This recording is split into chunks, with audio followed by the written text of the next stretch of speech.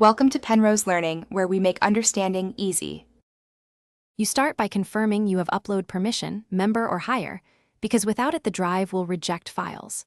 Once done, open the Drive app or web interface and sign in with the account tied to the shared drive. Make sure you locate the exact target folder now.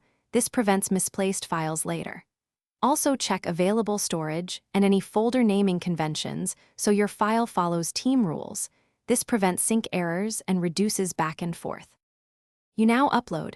Drag and drop or select upload file and watch the progress bar to confirm completion.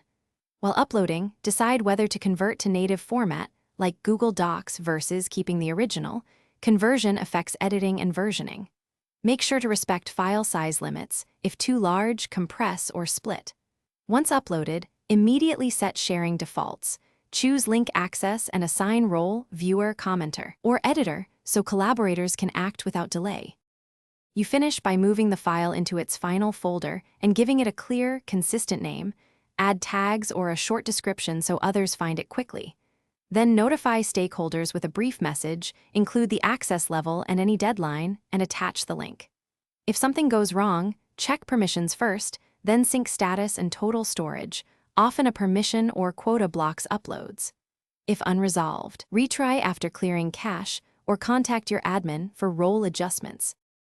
Thanks for watching. If this was helpful, leave a like and consider subscribing. See you next time.